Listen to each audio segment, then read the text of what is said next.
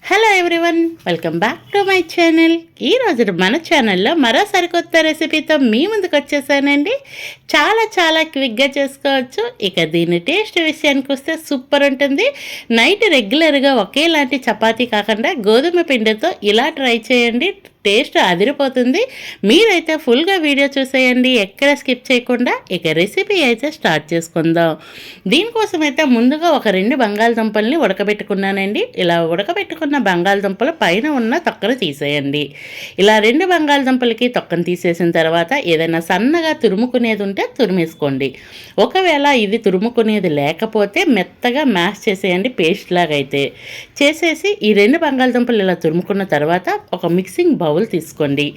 Mixing bowl తీసుకొని ఇలా బంగాళదుంప తురుమును వేసేయండి.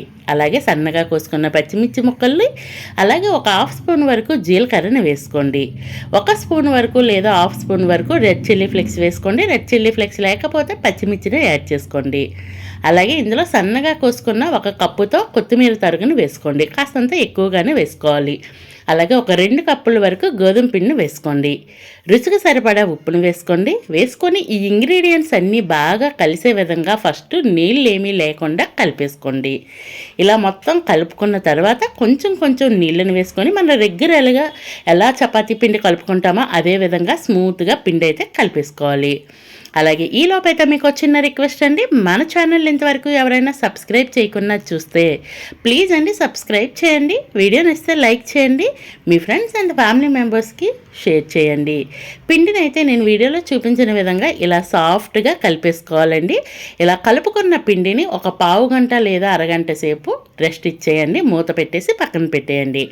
ఒక 20 నిమిషాల తర్వాత చూస్తే పిండి బాగా నాని ఉందండి. ఇలా నాని ఉన్న పిండిని మరోసారి బాగా కలిపేసుకోండి. కలుపుకొని కాస్త సాఫ్ట్గా కలుపుకుంటే కనుక చేతికి కాస్త పొడిపిండి జల్లుకొని ఇలా బాల్స్ లాగా అయితే రెడీ చేసుకోండి. కొంచెం గట్టిగా కలుపుకుంటే కనుక మనకి పొడిపిండితో పెద్దగా పని ఉండదు. ఇలా కాస్త పొడిపిండిని జల్లుకుంటూ రెగ్యులర్గా చపాతీ ఎలా రోల్ చేసుకుంటామో అలాగే రోల్ చేసుకోవాలి. కాస్తంత పల్చగా రోల్ చేసుకోవాలి. ఎంత పల్చగా రోల్ చేసుకుంటే చపాతీ అంత సాఫ్ట్గా వస్తుందండి. ఇలా కంప్లీట్గా నేను వీడియోలో చూపించిన విధంగా రౌండ్గా పల్చగా ఒత్తేసుకోండి. ఇలా మనకి ఎన్ని చపాతీలు కావాలో అన్ని చపాతీలని ఇదే విధంగా చేసేసి ఒక సైడ్ని పెట్టేసుకోండి. ఇలా రౌండ్గా పామేసుకున్న తర్వాత ఒకవేళ రౌండ్గా రాకపోతే ఇలా చేసుకొని ఏదైనా ఒక బాక్స్ మూతతో ప్రెస్ చేసిస్తే రౌండ్గా వస్తాయి.